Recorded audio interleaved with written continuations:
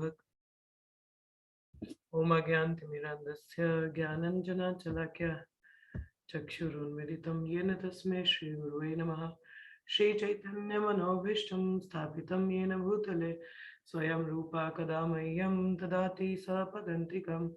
वन्देऽहं श्रीगुरु श्रीयुतापदकमलं श्रीगुरून् वैष्णवांश्च। श्रीरूपं साग्रजातं सहगना रघुनाथान्वितं तं सजीवं साद्वैतं सावधूतं परिजनसहितं कृष्णचैतन्यदैवं श्रीराधा कृष्णपादान् सहगना ललिता श्रीविशाखान्वितांश्च।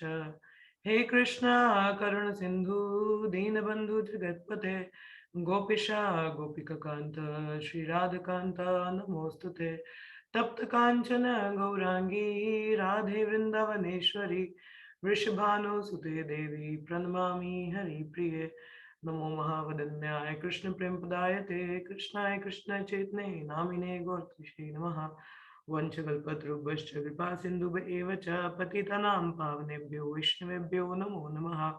नमः ओं विष्णुपादाय कृष्णपृष्ठाय भूतले श्रीमते भक्तिवेदांत स्वामी इति नामिने। नमस्ते सरस्वती देवे गौरवाणी प्रचारिणे निर्विशेष शून्यवादी पाश्चात्य देशतारिणे। विष्णुपदाय कृष्णपृष्ठाय भूतले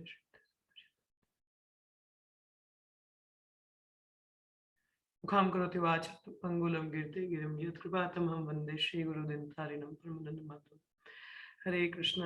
आप सबका स्वागत है।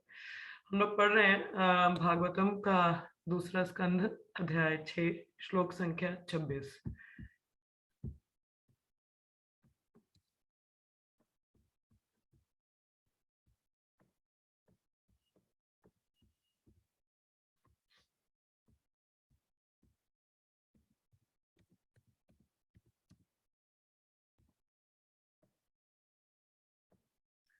नामधेयानि मन्त्रश्च दक्षिणश्च व्रतानि च देवतानुक्रमकल्पा संकल्पस्तन्तरम् एव च।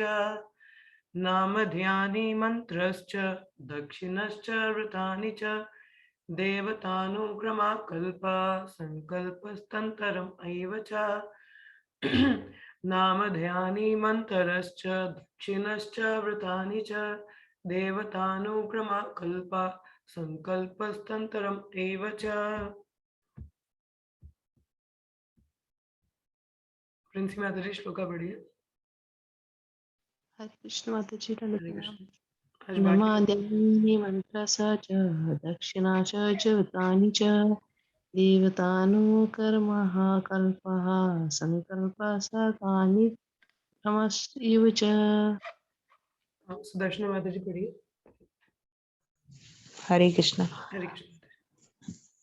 नामधेयानि मन्त्राश्च दक्षिणा च व्रतानि च देवतानुक्रमं कल्पः संकल्पतत्रमेव च। हरे कृष्ण। प्रिय श्लोका पढ़ो।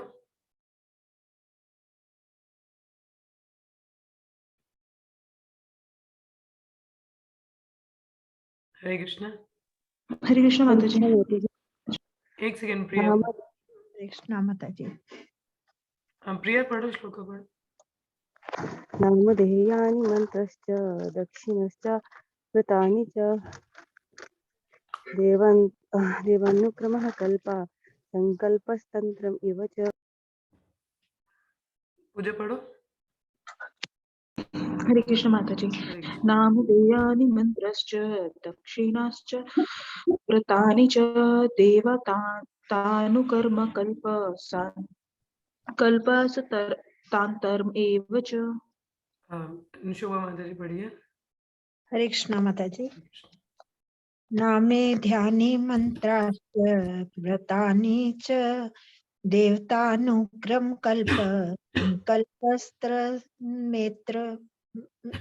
संकल्पस्तंत्रमेव च। डॉली माता जी पढ़िए। हरे कृष्ण माता जी। हरे कृष्ण। नामधेयानि मंत्राश्च दक्षिणाश्चैव व्रतानि च देवता अनुक्रमा कल्पा संकल्पस्त्रन्तमेव च। निशा माता जी बढ़िए। नामिधेयानि मन्त्रश्च दक्षिणाश्च वक्त्राणि च देवतानाकरम्पकल्प संकल्पस्तन्त्रमेव च। नेक्स्ट सुमन माता जी बढ़िए। हरे कृष्ण माता हरे कृष्ण। नाम देयानि मंत्रश्च दक्षिणाश्च वर्तानि च देवतानुक्रमः कल्पाः संगकल्पस्तन्त्रमेव च। Krishna. Aditi would you like to read? Hare Krishna माता जी। हरे कृष्ण पढ़िए। नामधेयानि मंत्रश्च च दक्षिणश्च च व्रतानि च देवतानुकर्मः कल्पः संकल्पस्तन्त्रमेव च। धन्यवाद। Anyone else? कोई रह तो नहीं गया? हरे कृष्ण। सबने पढ़ लिया? चलिए। शब्दार्थ। नाम ध्यानी देवताओं के नामों का आवाहन। मंत्र देवता विशेष की अर्पित किए जाने वाले विशिष्ट मंत्र। च भी दक्षिणा पुरस्कार। च तथा वर्तानी व्रत। च तथा देवता अनुक्रम एक एक करके सारे देवता। कल्प विशिष्ट शास्त्र। संकल्प विशिष्ट प्रयोजन। तंत्रम विशिष्ट विधि। एवं वे जैसे हैं। च भी अनुवाद। यज्ञ की अन्य आवश्यकताओं में देवताओं का विभिन्न नामों से विशिष्ट मंत्रों तथा दक्षिणा के व्रतों द्वारा आवाहन सम्मिलित है। ये आवाहन विशिष्ट प्रयोजन से तथा विशिष्ट विधियों द्वारा विशेष शास्त्र के अनुसार होने चाहिए। तो कल हम लोगों ने पढ़ा था कि हाँ ब्रह्मा जी गर्भोदक्ष विष्णु के नाभि से जो कमल निकलता है वहां से निकलते हैं। तो जब निकलते हैं तो सारा अंधकार होता है, उन्हें कुछ समझ नहीं आता क्या करना है। तो हृदय में उनको आवाज उनको सुनाई देता है तपहा। तो तपस्या करते हैं तो उन्हें पता चलता है कि उन्हें यज्ञ करना है। अब यज्ञ करने के लिए यू नीड सामग्री। ठीक है, तो सामग्री कहाँ से आए? तो वो बताया जाता है कि भगवान के शरीर के अंगों से ही वो सारी चीजें निकलती हैं। तो वह यज्ञ शुरू करते हैं। तो हमने कल पशु यज्ञ के बारे में भी बात किया था। There are different kinds of यज्ञ।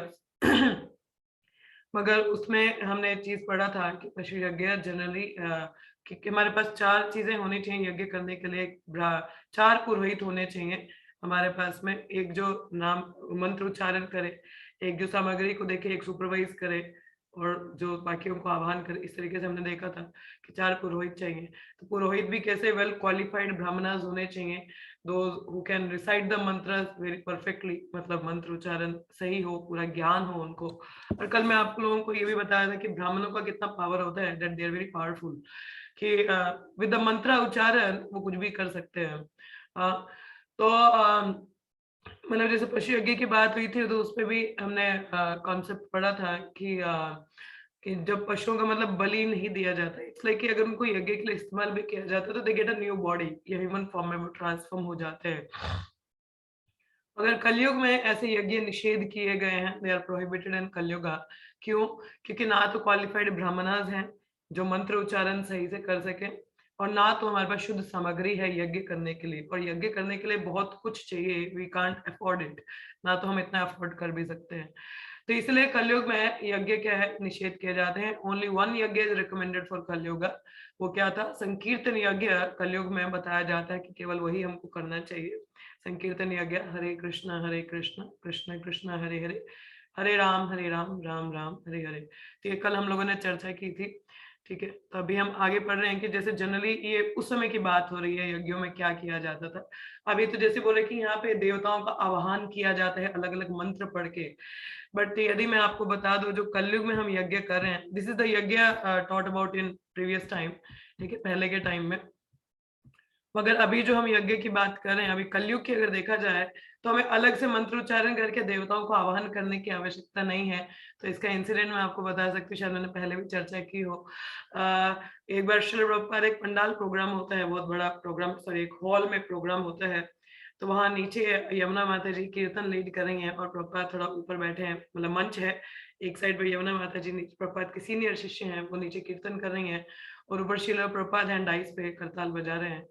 और बीच में ही अचानक से हरे कृष्ण महामंत्र चल रहा है, इतने लोग सुन रहे हैं, बीच में अचानक से श्रील प्रभुपाद गाना शुरू कर देते हैं, नारद मुनि बजाए वीणा राधिका रमन नाम है। तो यमुना माता जी पीछे देखती है, व्हाट इज गोइंग ऑन, मतलब प्रभुपाद की ओर की क्या हरे कृष्णा गाऊं कि ये गाऊं, मतलब क्या करना क्या है। So she didn't understood what is going on and Prabhupada ने इशारा किया, नहीं you carry on, आप गाते जाओ। और एकदम से पूरा हॉल जितने भी लोग थे, they were 1 feet above the ground, 1 feet above the ground मतलब जमीन से 1 फुट ऊपर की ओर थे सभी लोग, मतलब they were just jumping, dancing in ecstasy। तो next day यमुना माता जी went and she asked Srila Prabhupada, Prabhupada कल क्या हुआ, and Prabhupada said, don't you see Narada Muni came, don't you see Lord Shiva was there, कि Lord Shiv जी भी आए थे और नारद मुनि भी थे वहां पे। तो the moral of the story that I want to make the point कि संकीर्तन यज्ञ में देवतागण भी हिस्सा लेते हैं। तो जब हम संकीर्तन करते हैं तो देयर इज नथिंग एक्स्ट्रा मंत्र उच्चारण इज रिक्वायर्ड कि अलग से हम मंत्र उच्चारण करें और कुछ बताएं, बट सिंपली बात है हरे कृष्णा मंत्र, all the demigods are coming up here, तो वो भी इसमें हिस्सा लेते हैं संकीर्तन यज्ञ में। तो अलग से आह्वान करने की आवश्यकता है, दो वी आर डूइंग दिस यज्ञ, कलयुग में संकीर्तन यज्ञ हम करते हैं, मगर अलग से मंत्र उच्चारण करके आह्वान करने की आवश्यकता नहीं है। मगर पहले जब ये यज्ञ हुआ करते थे, मतलब डिफरेंट काइंड्स ऑफ यज्ञ, एनी काइंड ऑफ यज्ञ, जैसे युधिष्ठिर महाराज के टाइम तक होता था, उन्होंने भी राष्ट्रीय यज्ञ किया था। तो उस समय में पहले कुछ पुरोहितों, जैसे मतलब 4 पुरोहित होते हैं, मतलब ब्राह्मण, दे आर सिटिंग, तो मंत्र उच्चारण होता है, देवताओं को भी आह्वान किया जाता है, ठीक है, उनका श्रेय भी उनको दिया जाता है। अगर आप भागवतम का 14 स्कंद पढ़े हैं तो वहां पे भी वर्णन है, आएगा अभी आगे हम लोग पढ़ेंगे। तो वहां पे भी हमने देखा है कि जो प्रजापति दक्ष है वो कहते हैं लॉर्ड शिव का आपका हिस्सा नहीं मिलेगा आपको, मतलब यज्ञ का, कहने का तात्पर्य यज्ञ ईश्वर जो है वो भगवान विष्णु ही है जो बेनिफिशियरी है यज्ञ के, ठीक है, अल्टीमेटली उन्हीं को ही जाता है, मगर बाकी देवताओं का भी श्रेय उसमें होता है, मतलब they also get the certain credits, तो उनको भी आह्वान करना पड़ता है। और जैसे भगवत गीता में भी हम लोगों ने पढ़ा था कि man should go in cooperation with the demigods, कि हमें मनुष्य को देवताओं के साथ कॉपरेशन में कार्य करना चाहिए, दे आर अबव अस, तो कॉपरेट करके, तो डूइंग सम यज्ञ, तो यज्ञ जब हम करते हैं तो फल भी मिलता है ना, सो इट प्रॉस्पेरिटी रहती है। तो दैट्स ऑल, तो ये भी यहाँ पे है कि आह्वान किया जा रहा है, तो that's all they are inviting, ठीक है।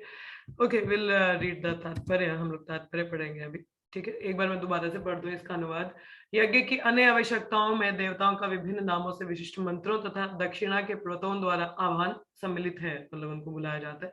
तो यह आह्वान विशिष्ट प्रयोजनों से तथा विशिष्ट विधियों द्वारा विशेष शास्त्र के अनुसार होने चाहिए, मतलब it should be through the शब्द प्रमाण मतलब शास्त्र के अनुसार, ऐसे नहीं कुछ भी, तो शास्त्र के अनुसार उनको बुलाया जाता है, विधि विधान किया जाता है, ठीक है।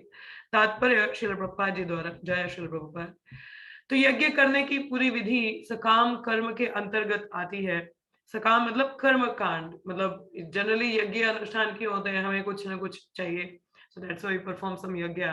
परंतु जो कलयुग का जो संकीर्तन यज्ञ है, दिस इज नॉट द सकाम कर्म, दिस निष्काम, मतलब ये कृष्ण भावनामृत में, तो इसका कार्मिक रिएक्शन नहीं है, ठीक है।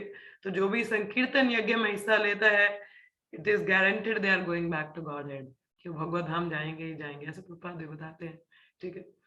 तो जैसे यहाँ लिखा है, यज्ञ करने की पूरी विधि सकाम कर्म के अंतर्गत आती है और ऐसे कार्यकलाप अत्यंत वैज्ञानिक होते हैं। ये मुख्य रूप से विशिष्ट सुर के आरोह अवरोह के साथ ध्वनि का उच्चारण करने की प्रक्रिया पर निर्भर है। यह एक महान विज्ञान है, किंतु 4000 वर्षों से काम में ना लाए जाने तथा योग्य ब्राह्मणों के अभाव के कारण ऐसे यज्ञ कृत्य अब प्रभावपूर्ण नहीं रह गए। सुना आप लोगों ने, अब मतलब इट्स अ साइंस, मींस इन अ यज्ञ यू कैन डू एनीथिंग, आपको जो चाहिए यू कैन गेट इट, ठीक है। यज्ञ में आप कुछ भी प्राप्ति कर सकते हैं, परंतु कलयुग में जैसे बोला कि एक तो योग्य ब्राह्मण नहीं है, योग्य सामग्री नहीं है, तो कलयुग में ये ऐसे यज्ञ अगर कोई करे तो लाभदायक नहीं रहता। तो इसलिए सभी यज्ञों को वर्जित बताया गया है। ओनली वन यज्ञ, संकीर्तन यज्ञ इज अलाउड इन कलयुग। ठीक है, जैसे मैंने बाकी भी बताया था कि इनिशिएशन यज्ञ होता है, फायर सेक्रीफाइस या एक मैरिज का होता है, that is only, but otherwise no yagya is are there. तो ना ही इस पतित काल में इनकी संस्तुति की जाती है। इस युग में प्रदर्शन के रूप में किया जाने वाला ऐसा यज्ञ चालक पुरोहितों द्वारा मात्र ठगी का कार्य है। तो अभी जो हमारे जो पुरोहित वगैरह होते हैं, जनरली दे डू द यज्ञ, तो जनरली किस लिए होता है? अर्थ अर्थ मतलब अपना उनको चलाना है ना सिस्टम। आई रिमेम्बर अभी पिछले महीने की बात है, हमारे घर में नहीं यज्ञ नहीं था, my mother invited some Brahmanas, so called Brahmanas. खैर हम लोग ब्राह्मण ही होते हैं, तो मेरे मामा जी और दे डू पंडिताई, तो कजन मामाज, तो दे इनवाइटेड देम, कुछ तो पापा के टिबड़े में मतलब समथिंग वाज देयर, जैसे कुछ यज्ञ अनुष्ठान करो, ऐसा करो वैसा करो। तो दे इनवाइटेड एंड आई सो पूरी रात को वो लोग मंत्र उच्चारण कर रहे हैं, मगर वो खुद ही कर रहे हैं ना, कुछ सो रहा है तो कोई सो रहा है, कोई कुछ कर रहा है, but what is the benefit? मतलब जिसके लिए है यज्ञ उसको खुद करना चाहिए ना। अंटिल देखिए, अगर कोई बीमार इंसान है मगर उसकी मेडिसिन कोई और उसके बिहाफ में खा रहा है, तो फर्क किसको पड़ेगा? क्या उसको इलाज होगा क्या? इलाज होगा? बीमारी मुझे है मगर दवाई आप लोग खा रहे हो, तो मुझे कुछ फर्क पड़ेगा क्या? यस और नो? नो नहीं। माताजी। नहीं पड़ेगा ना। तो जो बीमार इंसान है वही दवाई खाएगा तो कुछ होगा कि नहीं, है ना? Then only it works. But I don't understand this concepts कि किसी के बिहाफ पे कोई और मंत्र उच्चारण करता है कि हाँ हम राहु केतु को कंट्रोल में कर लेंगे। I didn't understood this concept. खैर मुझे समझ नहीं आते हैं, कभी आपको समझ में आए तो बताइएगा। आई डोंट अंडरस्टैंड दिस कॉन्सेप्ट्स। कहने का तात्पर्य हम से कि कलयुग में ऐसे लोग that is simply to earn money, don't understand कि देखिए सभी ये जो राहु केतु भी हैं, प्रभा सिंपल सी बात बताते हैं, देखो अगर आप एस्ट्रोलॉजी पे बिलीव करें ना, Prabha says the person who claps in the kirtan it changes the fate. ये जो रेखाएं होती है ना, ये बदल जाती हैं, मानो चैन क्लैप्स इन द कीर्तन। ठीक है, तो मतलब जो संकीर्तन यज्ञ में हम हिस्सा लेते हैं तो हमारा जो फेट है वो भगवान पे निर्भर करता है। कृष्णा जो भक्त पूर्ण शरणागत है भगवान पे, तो और उसको doesn't work for him, it's Krishna who is taking control. Rahu Ketu क्या करेंगे? When you are under the supreme master, तो जो देवी देवता गण भी वो भी तो भगवान के अधीन है ना। तो जब भगवान का शरणागत ले रखा है तो it has very less impact on you, मतलब नहीं होता है। तो then Krishna is taking care of you, मगर it is for condition applies full surrender. हाँ, शरणागति पूर्ण होना चाहिए। ठीक है, बट अदरवाइज दीज थिंग्स रहती हैं। मगर जैसे बोला कि जो संकीर्तन यज्ञ हम हरे कृष्ण महामंत्र का शरण लेते हैं, तो ये चीजें इतनी इम्पैक्टफुल नहीं होती हैं। और आजकल तो जनरली आप देखिए पंडित के पास में जाएंगे, you will show your thing, वो कुछ ना कुछ तो आपको बताएंगे, अरे साढ़े साथी चल रहा है, अरे शनि का प्रभाव है, अरे समथिंग इज देयर। तो they will tell you something, बिना बताए थोड़ी ना छोड़ेंगे आपको, कुछ ना कुछ तो बताएंगे, because they have to earn, भाई बिजनेस है उनका, they have to get something. How मतलब बिना पैसे कमाए वो कैसे जाएंगे? तो they wanted to have something. तो nowadays ये जो भी है पुरोहित यज्ञ and all, it's not for the self realization, आत्म साक्षात्कार के लिए ऐसा नहीं होता, it's only a business deal, because they themselves are not qualified, ना तो वो खुद क्वालिफाइड है। It's just a matter of monetary means अपना पैसा अर्जित करने के लिए होता है। So it's not something substantial और वैल्यूएबल। तो इसलिए समझदार नागरिक होने के नाते ये समझिए कि शास्त्र में जैसे शब्द प्रमाण पे चलिए, अभी भागवतम बता रहा है ना कि ऐसे यज्ञ सही नहीं होते हैं और आजकल के ब्राह्मण भी दे आर नॉट क्वालिफाइड, तो don't waste your time and money on that. ठीक है, तो अगर आप समझदार बुद्धिमान है तो यहाँ पे अपना समय और अर्थ धन को व्यर्थ मत करिए। ठीक है, so be very intelligent enough, take part in sankirtan yajna, go with it, just take shelter of Krishna, he will give all protection, so don't worry. Okay, बाकी कहीं और जाने की इतनी आवश्यकता नहीं है आपको। चलिए हम आगे बढ़ते हैं। जैसे लिखे, अतएव यज्ञों का ऐसा दिखावा कभी भी स्तर पर प्रभावशाली नहीं हो सकता। सकाम कर्म भौतिक विज्ञान द्वारा और कुछ हद तक स्थूल भौतिक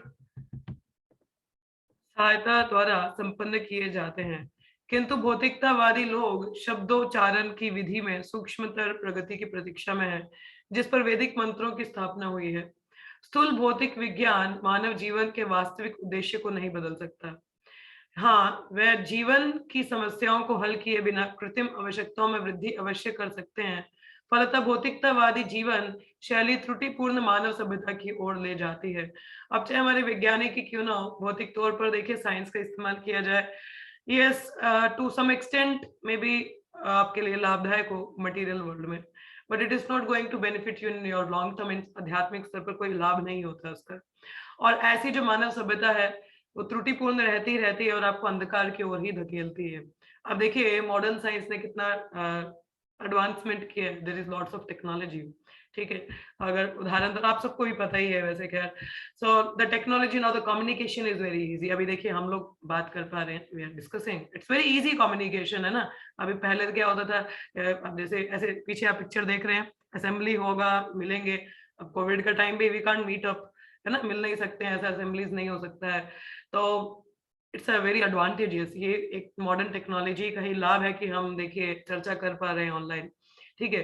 there are pros and cons, बहुत सारी चीजें हैं अगर उसको सही तौर पे, ये तो भक्त हैं कि बुद्धिमान है कि हर चीज भगवान की सेवा में इस्तेमाल कर रहे हैं, even the modern technology is used in the service of Krishna, but otherwise the modern technology has made people slaves. देखिए जब टेलीफोन में जब तक तार था ना, एक जगह पे था, लोग भी फ्री थे, बट अब क्या है, अब लोग बंद गए हैं। अब तार हटा तो वायरलेस हो गया ना, वायरलेस हो गया तो लोग बंद गए, ठीक है। All the time on the phone, जब अभी करेंगे पहले फोन देखेंगे, इंपॉर्टेंट है भाई, it is more important, I don't think so, but you people might seems like कि अभी देखिए मतलब what is more important, important क्या आ जाता है हमारे लिए, we don't know the importance and we are just into it. मतलब कहते हैं कि नीड नहीं जानते हैं कि चाहिए क्या, just into it, watching and spending waste of the time, मतलब केवल समय व्यर्थता है। इतना social media, okay Facebook is there, but what is the utility, utility क्या है, मतलब कैन यू टेल मी। बोले हाँ पुराने दोस्तों से मिल गए, but what is the fun afterward, what had happened, just posting your nonsense, कुछ भी आप पोस्ट कर रहे हो, ठीक है। और what is the fun of, I don't understand the utility of Instagram even. और इससे इंस्टाग्राम का भी यूटिलिटी समझ में नहीं आता है कि उसका भी क्या करते हैं लोग, इतना फोटोज डाल के, what is that, too much into body consciousness, different poses डालते हैं दैट पोस्ट, मतलब doing there rather than facing a Facebook, why not face a book।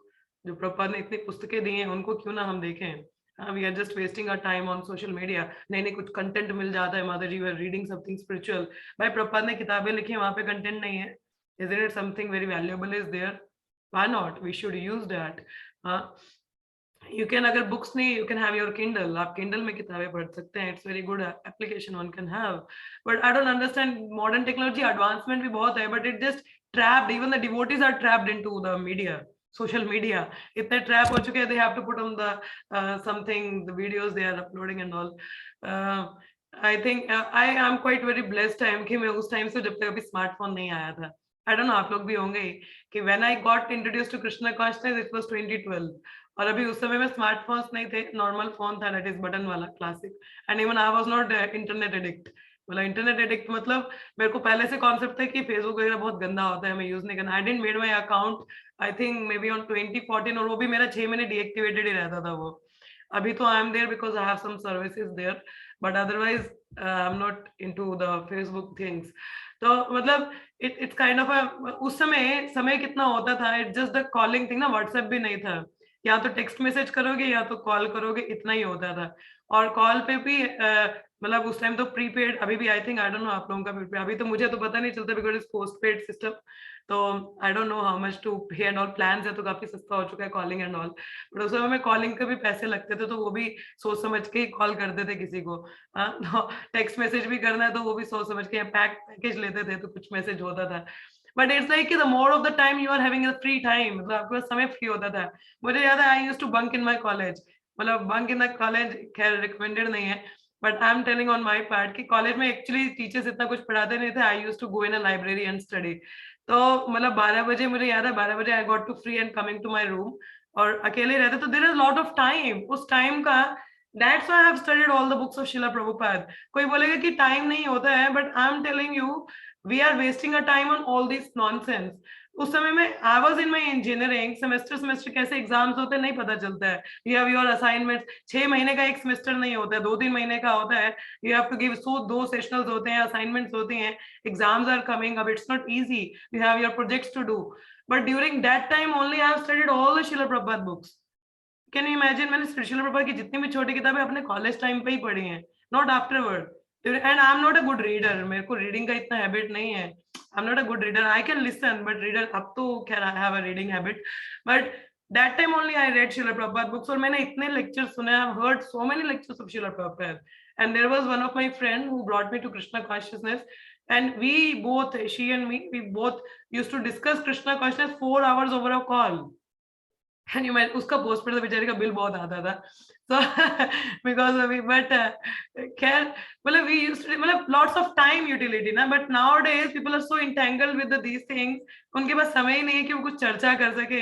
या they are having the time to open the book. बोलते हैं 1 घंटा भी बहुत जबरदस्त खतरनाक लगता है. मतलब can you imagine?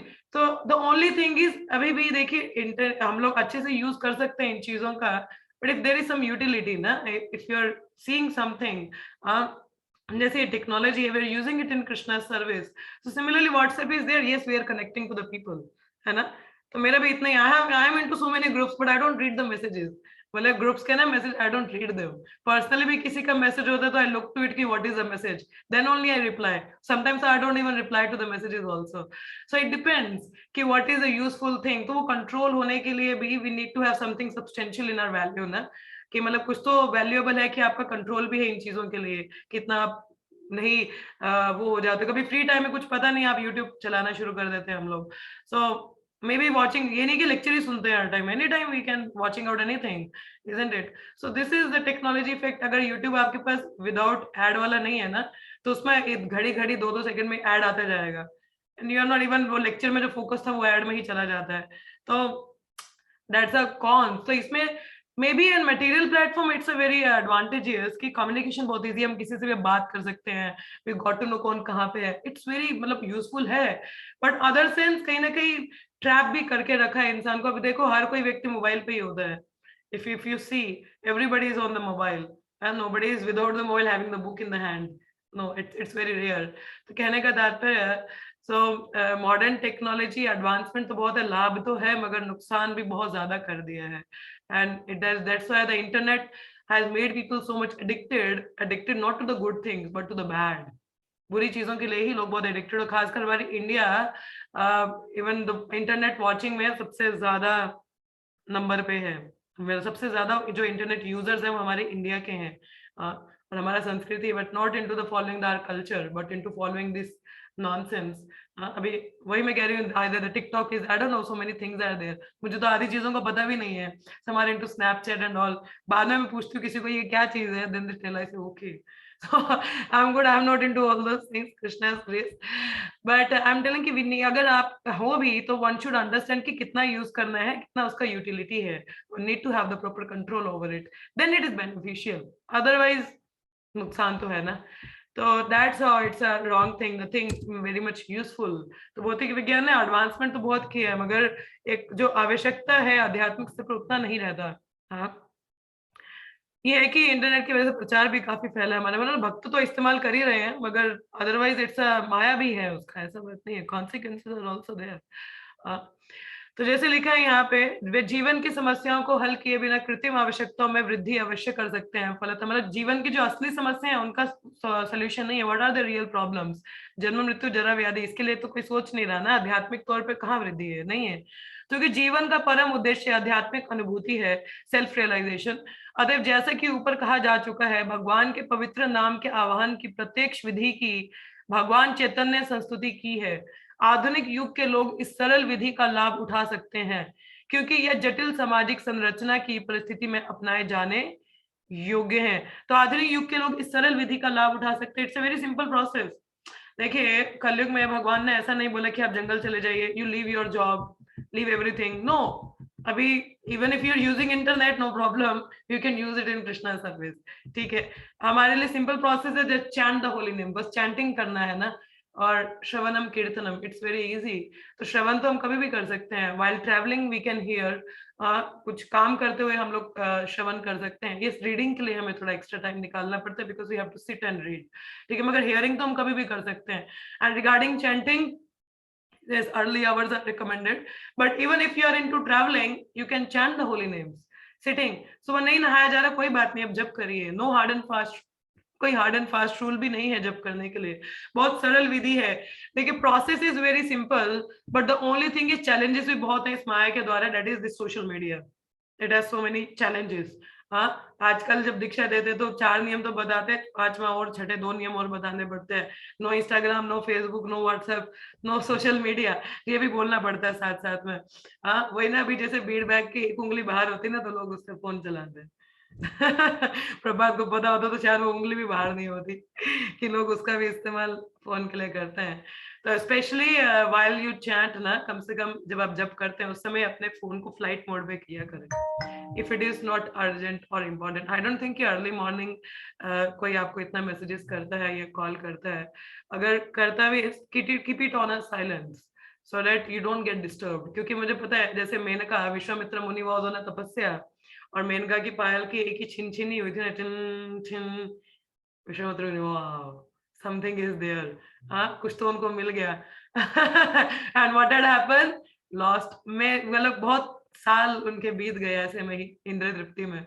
उसी प्रकार से हम भी जब करते हैं तो it says like tin and is like wow something, कुछ तो आया है, एंड इमीडिएटली, और वहां का समय कहाँ जाता है वी नॉट अंडरस्टूड।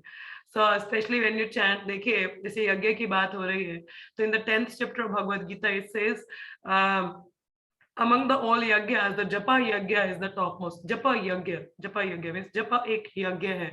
तो देखिए जैसे हम लोग अभी कभी यज्ञ में भी बैठे हैं, ठीक है, तो यज्ञ में जब बैठते हैं तो इट इज नॉट रिकमेंडेड कि आप यज्ञ के बीच में से उठ के वॉशरूम जा रहे हैं या किसी से मिलने जा रहे हैं, नहीं, जब तक वो यज्ञ पूरा नहीं हो जाता you have to sit there, है ना, आपको बैठना पड़ता है। स्वाहा स्वाहा, सो many mantra ucharan is there, you have to be there.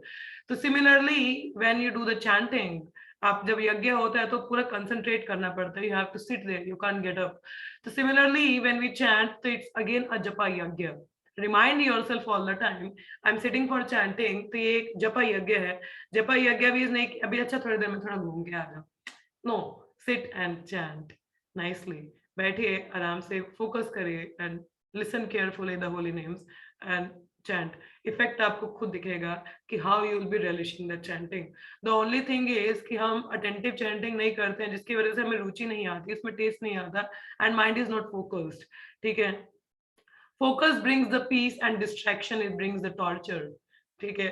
Distraction जो होती है वो टॉर्चर ही लेके आती है बाद में, बिकॉज आप एजिटेट हो जाते हो, मन एजिटेशन हो जाता है ना, something is there you get agitated.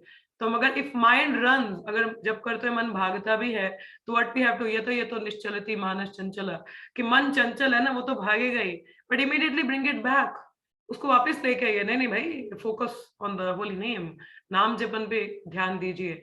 So like that be focused on the holy name rather than with the phone.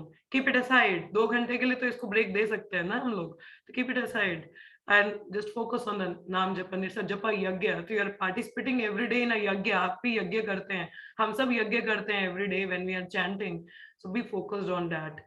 हाँ, तो उसमें फोकस रहना चाहिए हम लोगों को।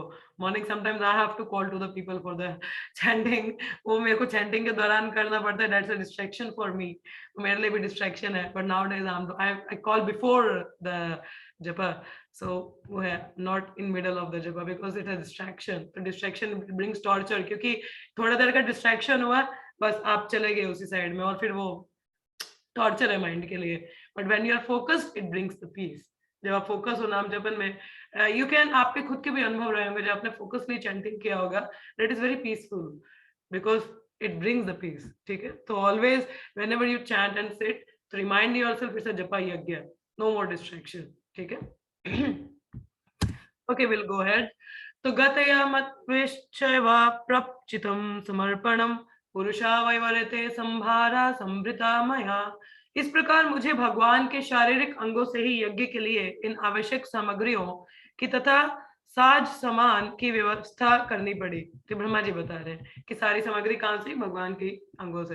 तो देवताओं के नामों के आवाहन से चरम लक्ष्य विष्णु की क्रमशः प्राप्ति हुई और इस प्रकार प्रायश्चित तथा पूर्णाहुति पूरी हुई, ठीक है। तो कह रहे इस तरह से उनका नाम आवाहन हुआ, तो चरम लक्ष्य विष्णु की क्रमशः प्राप्ति हुई, विष्णु की प्राप्ति, इस प्रकार प्रायश्चित तथा पूर्ण आहुति पूरी हुई। तो इसका तात्पर्य यहाँ पे प्रपात क्या बताते हैं, इस श्लोक में समस्त सामग्रियों के स्तोत्र के रूप में भगवान के व्यक्तिगत स्वरूप पर अधिक बल दिया है, ना कि निर्विशेष ब्रह्म ज्योति पर। तो यहाँ पे बताया जा रहा है कि भगवान पर्सन है, कोई ब्रह्म ज्योति नहीं है। Brahma jyoti is a light, just a light, no, lord is a person. तो बताया जा रहा है ना कि उनके अंगों से, तो अगर अंग है तो मतलब ही इज नॉट इम्पर्सनल। आप लोगों को शायद याद हो, राधा गोविंद महाराज का एक इंसिडेंट आता है कि एक व्यक्ति ट्रेन में है, तो मुसलमान होता है वो, no offences, I am just telling the incident, ठीक है। तो व्यक्ति मुसलमान होता है, कहता है कि हम तो नहीं मानते, आप क्या मतलब भगवान मतलब इज लाइक निरंकार, मतलब भगवान का आकार नहीं है, ऐसे में ब्रह्म में बिलीव करते हैं। तो देन महाराज से, तो वो नमाज पढ़ने के लिए गया, व्यक्ति नमाज करके आया, तो महाराज ने बोला अच्छा तो फिर आप नमाज किसको सुना रहे थे, मतलब आपके अल्लाह का तो कान होगा नहीं। तो वो व्यक्ति इज लाइक सोच में पड़ गया, अच्छा मतलब कि मतलब नमाज पढ़ रहे हो, किसने देखा, आपके अल्लाह के तो आंख भी नहीं होगी।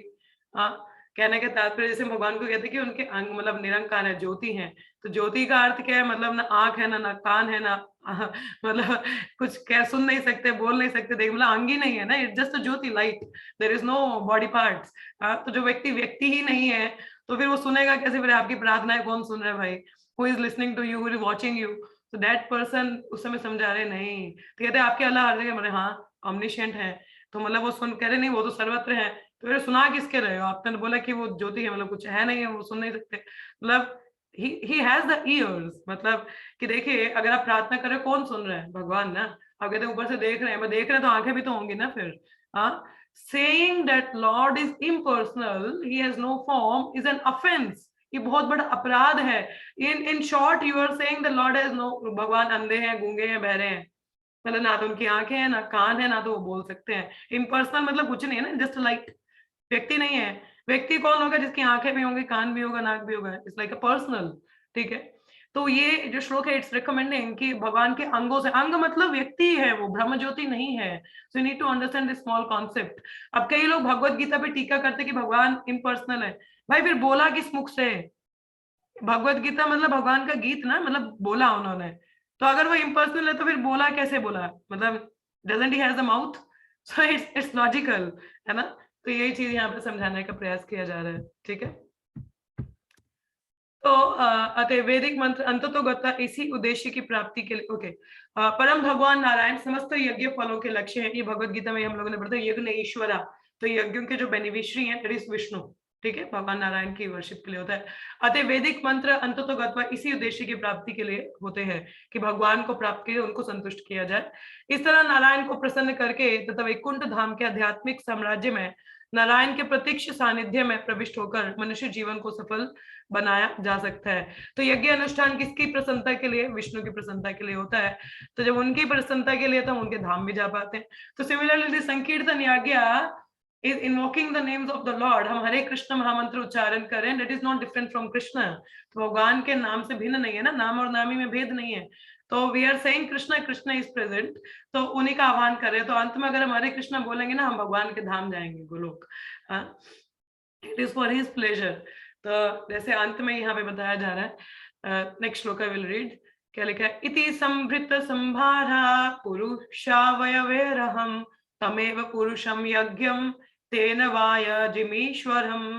इस प्रकार मैंने यज्ञ के भोक्ता परमेश्वर के शरीर के अंगों से यज्ञ के लिए सारी सामग्री तथा सात समान उत्पन्न किए और भगवान को प्रसन्न करने के लिए मैंने यज्ञ संपन्न किया। तो ब्रह्मा जी बता रहे, जैसे कल भी हमने एक उदाहरण पढ़ा था कि हम गंगा में अगर स्नान करते हैं तो गंगा की पूजा के लिए वही जल को लेते हैं। तो इस प्रकार से भगवान के अंगों से ही सामग्री ले रहे हैं और उन्हीं की प्रसन्नता, उन्हीं के लिए प्रसन्न है, हम लोग उन्हीं को कर रहे हैं। तो it's totally, it's all right, it's a gratitude कि उन्हीं की, जैसे भौतिक जगत है सब चीज तो उन्हीं का ही है ना, अब उन्हीं की चीज है, हम तो खुद से तो कुछ खरीद के नहीं ला रहे हैं, मतलब अपना तो कुछ उत्पन्न नहीं कर रहे ना, it's all by the lord has given the facility, मगर वो फैसिलिटी भी उन्हीं की इस्तेमाल। देखो भगवान कितने दयालु है, बोले भाई कुछ आपको अलग से करने की जरूरत नहीं, फैसिलिटी सब कुछ है, यही इस्तेमाल करो, मैंने मेरा ही दिया हुआ है, मेरे लिए लगा लो, चलेगा, I will accept it, so it's lord's kindness, है ना। सो तात्पर्य में प्रपात बताते हैं, सामान्य लोग सदैव मन की शांति या विश्व शांति के लिए चिंतित रहते हैं। यस, हम लोगों को भी मन की शांति चाहिए, वी नीड मेंटल पीस, चाहिए ना सबको, है ना। और विश्व शांति तो खैर बात की बात है, मगर खुद के लिए शांति आ जाए पहले, है ना। किंतु वे ये नहीं जान पाते कि विश्व शांति का ऐसा कोई मानक किस तरह प्राप्त किया जाए। Everybody is after the peace. आपको पता है हमारे वर्ल्ड में there is UN, United Nation के एक संघ है, उनका क्या कार्य है? टू मेक श्योर कि सभी कंट्रीज साथ में रह के पीसफुली रह रहे हैं, ठीक है, एवरीबडी इज रिमेनिंग पीसफुली। कितनी समिट्स होती हैं, कितनी मीटिंग्स होती हैं, इज इट बेनिफिशियल? अभी तक आपको पीस दिखा? Did you saw the peace? आपने देखी कहीं शांति? नो। नो, मतलब बहुत पहले से मैं सोशल स्टडीज पढ़ा करती थी अपने स्कूल में, तब से पढ़ रही हूँ यूएन। पर अभी कितना टाइम तो कॉलेज भी खत्म हो गया कब का। अभी तक कुछ माहौल तो ढंग का लगा नहीं दिखा ना। तो वही चीज यहाँ पे बताई जा रही है कि मटेरियल वर्ल्ड में भी लोग ऐसे प्रयास करते हैं मगर कुछ लाभ नहीं होता, because they don't know what is the exact वे, करना कैसे है। तो पीस फॉर्मूला भगवत गीता में है, ये श्लोक 529, ठीक है, इसको कहते हैं पीस फॉर्मूला, ठीक है। इस श्लोक को क्या बताते हैं? भोक्तारम यगतपसम सर्वलोका महेश्वरम सूरदम सर्वभूतानाम जानते, क्या कहते हैं, ज्ञात्वा मम शांति मृच्छति, ज्ञात्वा मम शांति रिच्छति, कि जो मेरे बारे में, इस चीज के बारे में जानता है, that person is in peace. मतलब कर्मयोगी जानते कि परमेश्वर समस्त यज्ञों के तथा संयमी जीवन के असली भोक्ता तथा पालक है। वे यह भी जानते हैं कि भगवान समस्त लोगों के परम स्वामी है। Person in full consciousness of me, इसका तात्पर्य अंग्रेजी में ऐसा आता है, the person in full consciousness of me, knowing me to be the beneficiary of all sacrifices, all austerities and the supreme lord of all planets and demigods, the ultimate benefactor and the well wisher of all living beings, knowing about me, the person get free from the pangs of all material miseries। Hindi में अनुवाद करते हैं इसका। The person in full consciousness of me, मतलब जो मेरे बारे में फुल मेरी तरफ चेतना है, knowing me to be the beneficiary, कि मतलब मैं ही यज्ञ या कोई तपस्या है तो उसका बेनिफिशियरी मैं हूँ, ठीक है। I am the lord of all planet and demigod, मतलब जितने भी ग्रह नक्षत्र हैं, ये देवता गण है, उनका मालिक मैं हूँ। I am the ultimate benefactor, benefactor मतलब सब मेरे लिए ही है, मैं ही भोगता हूँ। And well wisher of all living entities, मतलब सुहृदम सर्वभूतानाम, सुहृद होता है वेल विशर, ठीक है। In English term is very loose actually, अंग्रेजी ना बहुत लूज है। हाँ, हमारी हिंदी भाषा में देयर आर मेनी टर्म्स मित्र के लिए, ठीक है।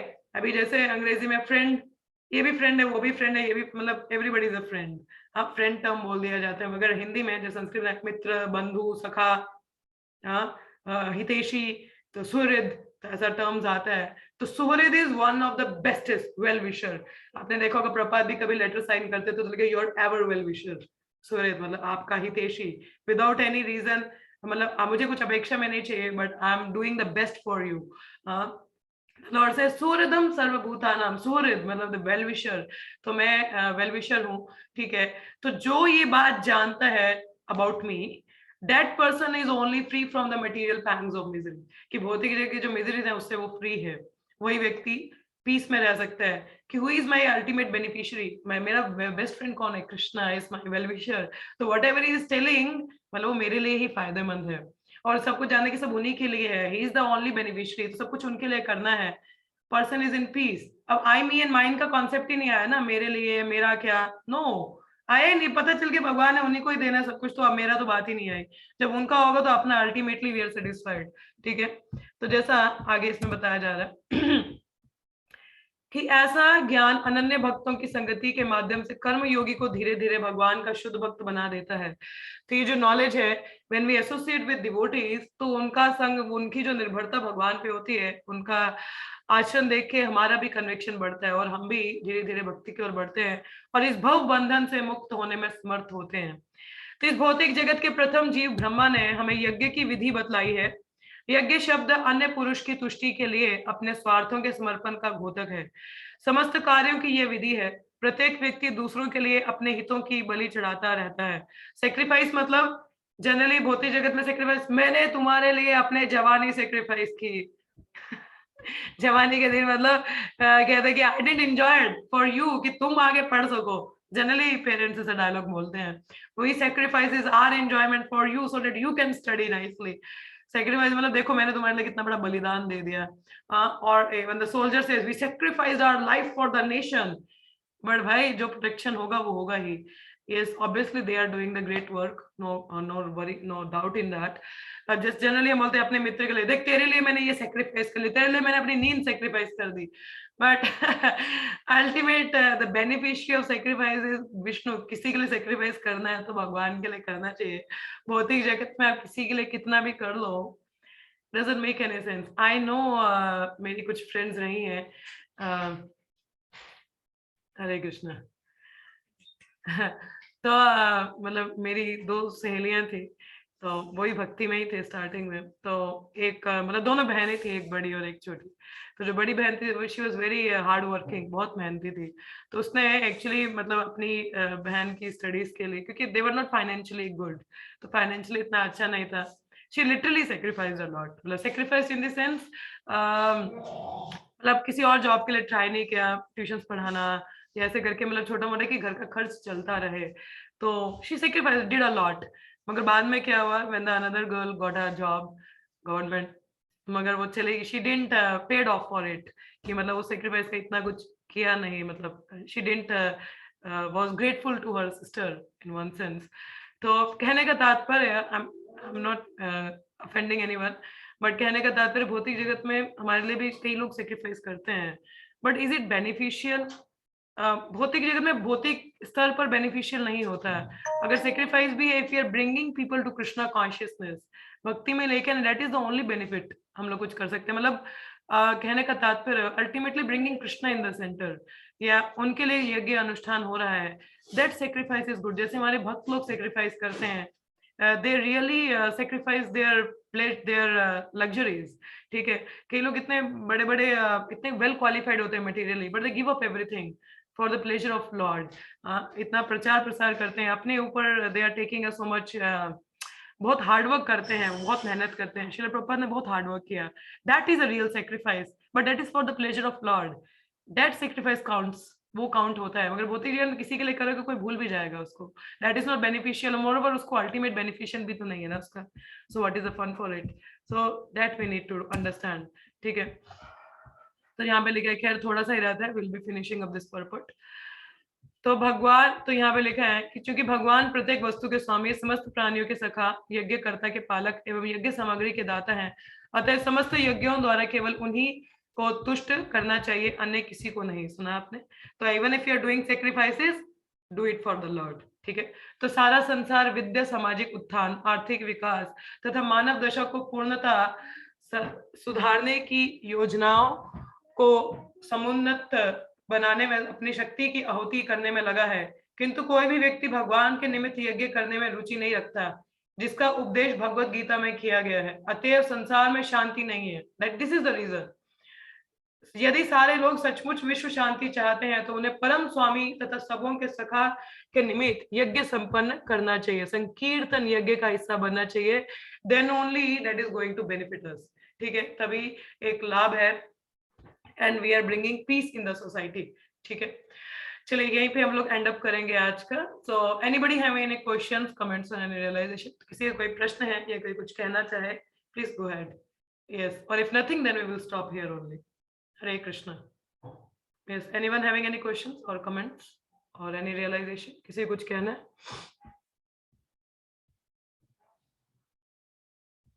नो क्वेश्चन, नो कमेंट, नहीं कहना है किसी को कुछ भी? यस डॉली माता जी। हाँ, दंडवत प्रणाम माता जी। जब ये पशुओं की बलि होती थी, जब वो पुरोहित बलि देते थे यज्ञ में, तो उस टाइम भी तो वो पाप ही होता है, अगर बेशक उनको दूसरा जन्म वो प्रदान करते थे। नहीं, मगर इट्स नॉट पाप माता जी, वो पाप नहीं है, क्योंकि वो एक्चुअली जो वृद्ध जानवर होते हैं उनको नया बॉडी मिल जाता है, they get the new body, young one, और they might be elevated to human form, उनको मनुष्य जीवन मिल जाता है जानवर से। ये भला नहीं है? अच्छा, हाँ हाँ, उनको खाते नहीं है मार के। ना ना ना, वो पाप होता अगर मार के खा रहे होते तो। अच्छा अच्छा, ठीक है। मैं सोचा इनको काटते थे तो मरना, मारते ही थे एक साइड से, मगर जब वृद्ध थे तो नया जीवन मिलता था। नहीं, उनको नया जीवन मिल जाता है, they get the new body, ठीक है। हरे कृष्णा। माता जी, ये मायावादी और निर्वेशवादी जब लॉर्ड कृष्णा, हेलो, जब सेम है, लॉर्ड निर्विशेषवादी मायावादी सेम है माता जी। जब लॉर्ड कृष्णा भगवत गीता कुरुक्षेत्र में सुना रहे थे, तो उस टाइम किसको रेफर किया जाता था, ये मायावादी या निर्विशेषवादी? इन्हीं कौरवास? लोगों को जो भगवान को निरंकार मानते हैं, इम्पर्सनल लिबरेशन में जाते हैं, भगवान में मर्ज होना चाहते हैं। तब कौरवास को किया जाता था रेफर? नो, फिर वाई कौरवास? उनको तो पता था भगवान से, वो मायावादी तो नहीं थे। फिर मायावादी उस टाइम थे क्या? मायावादी निरंकारी जो भगवान के स्वरूप को नहीं मानते, उस टाइम भी थे क्या जो भगवान के Yes, स्वरूप को? Shankaracharya was that afterward। उससे पहले भी मायावादी रहे हैं, impersonalists are there। अच्छा, उससे पहले भी थे। Yes, ये तो खैर भगवत गीता 5000 वर्ष पहले जब अर्जुन को सुनाई गई, तो कलयुग की शुरुआत में देखिए, बुद्ध जब आए थे शुरुआत में ही, उसके बाद ही शंकराचार्य आए। He preached मायावाद। वो तो लॉर्ड कृष्णा के बाद आए हुए ना, उससे पहले भी था ये। अच्छा, उससे पहले भी अगर था। ऐसी बात की जा रही है तो उससे पहले भी था। It's proof of that. और ये अ, बात तो भागवतम में भी की जा रही है। और ये कोई जो शास्त्री अभी के थोड़ी ना है। They are spoken long back, 120 million years back Bhagavad Gita was spoken. तो इट्स अ प्रूफ कि अगर मायावाद की बात की जा रही है तो they are people those who were there at उस दैट टाइम टाइम कौन आल्सो। थे वो? उस टाइम हाँ? कौन, मतलब उस कल्ट को क्या बोला जाता था? मायावादी। नहीं, जैसे बुद्धा के फॉलोअर्स है तो हम उनको लॉर्ड बुद्धा के फॉलोअर्स ही कहा जाता है उनको, और क्या कहा जाता है? तब भी थे क्या? बुद्धा के फॉलोअर तो अभी कलयुग में आए हैं। दे आर शून्यवादी, दे आर नॉट मायावादी। नहीं, दे हमें बिलीव इन वर्डिज्म। जब हम ये बोलते हैं लॉर्ड कृष्ण जब भगवत गीता दे रहा है, तो we know Kauravas and Pandavas only, मतलब दो ही कल्ट का मतलब दो ही वो तो आपका लिमिटेड विजन है ना माता जी। आप अच्छा, अगर दो ही अच्छा। को जानते हो तो इसका मतलब बाकी कोई है ही नहीं।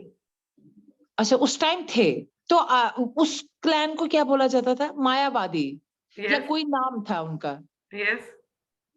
जैसे अगर हमें आप लोग जानकारी नहीं तो इसका मतलब कि कोई है नहीं। इट इज अच्छा, there. Okay, it was there. Yes. अच्छा, अच्छा। बात की जा रही है, भगवत गीता अभी थोड़ी ना बोली गई है, 120 करोड़ साल पहले।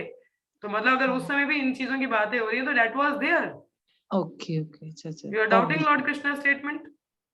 आई am not doubting, just I want to know the name of that cult. मैं डाउट नहीं कर रही। मायावादी मायावादी ही उनको रेफर किया जाता है। जैसे आजकल अगर हम मायावादी मतलब मेरे जो नॉलेज में है, आई कैन गिव जे ब्रह्म कुमारीज है या ये, इनको भी ये लोग भी निरंकारीज हैं। हम आजकल का योगी हुआ करते थे, वो भी ब्रह्म लीन हुआ करते थे। Yogis are there, they are meditating on Brahma and उसमें लीन होते थे। मायावादी की बात कर रहे हो, और 4 कुमारास आर ब्रह्मवादी। हमारे 4 कुमार भी ब्रह्मवादी थे, वो भी मतलब ऐसे लिबरेशन में थे। हमारे सुखदेव गोस्वामी ब्रह्मवादी थे। अच्छा, अच्छा। वो तो बाद में भक्त हुए, मतलब they got to know about the lord form. नहीं, अब तो ब्रह्मवादी। ये 5000 इयर्स बाद में तो है। मैं कहती हूँ उस टाइम उससे पहले भी है। It was there. योगी तो पहले भी रहे हैं, अष्टांग योगी, ध्यान योगी, ये योगी तो पहले भी रहे हैं। ये कौन से भगवान की फॉर्म पे मेडिटेट करते थे, परमात्मा स्वरूप पे, to merge into the supreme, to get some mystic powers. ठीक है, राइट। उस समय भी ऐसा होता। There are people those who are into nirankar, nirvisheshavadi, impersonalism में थे। बात हुई है तो इट वाज देयर। डाउट करने की बात ही नहीं आती। मतलब भगवत गीता पढ़ने में आते ना, मैं कहा तब की है, तब भी थे क्या ये? तो तब आया है तो थे ही, इसमें डाउट करने की बात ही नहीं है। तब उस क्लैन को क्या बोला जाता था? बता तो दिया, निर्विशेषवादी।